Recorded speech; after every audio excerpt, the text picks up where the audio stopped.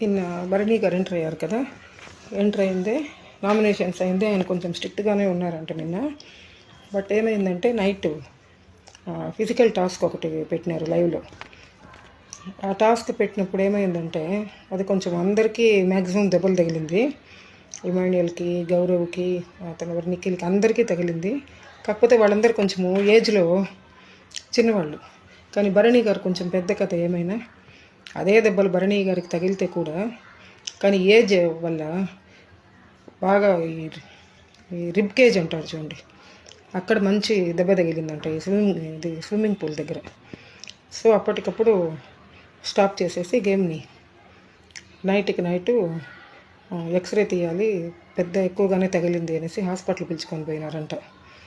ఇక్కడ ఎందుకు చెప్పొచ్చినానంటే పాపం భరణికి ఈ బిగ్ బాస్ వచ్చి రానే లేదు. ఆయన పాటికి ఆయన సినిమాలు సీరియల్స్ చేసుకుంటా ఉన్నారు. ఈ కర్మగాలి ఈ బిగ్ బాస్కి వచ్చి అన్ని విధాలా నష్టపోయినాడు. ఫస్ట్ 50 days మెంటల్గా అప్సెట్.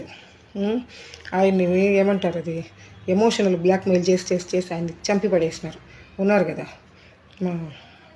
ముద్దమందారము, ఇంతకన్నా నరకం ఎవరు చూపిరు.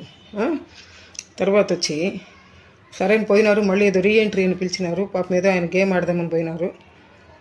పోయిన రోజే పొద్దున పోయినాడు, సాయంకాలానికంతా పాపం ఆయనకి ఫుల్ దెబ్బలు. ఇప్పుడు సరే బిగ్ బాస్ పెడతా ఉన్నారు, ఆ గేమ్లు కొంచెం చూసి పెట్టండి అయ్యా స్వామి.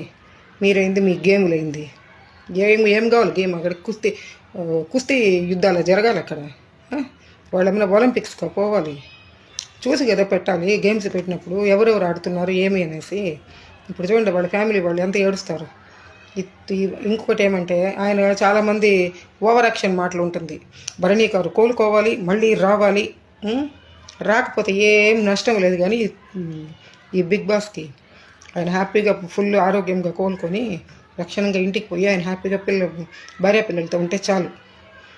ఈ పనికి మాలిన మాటలు మాట్లాడతారు కొంతమంది. భరణి గారు రావాలి బిగ్ బాస్లో, కప్పు వద్దు, ఏమొద్దు స్వామి, ఆయన మంచిగా ఉండి ఆరోగ్యంగా ఉంటే చాలు.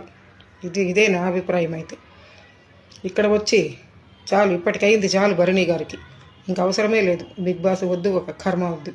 మీరు హ్యాపీగా పోయి హాయిగా మీ భార్య పిల్లలతో ఉండండి. ఎందుకు వచ్చింది తలకాయ నొప్పి? ఆల్రెడీ మీరు ఫేమస్, మీకు మంచి పేరు ఉంది బయట. ఈ కర్మ ఎందుకు? పెంట.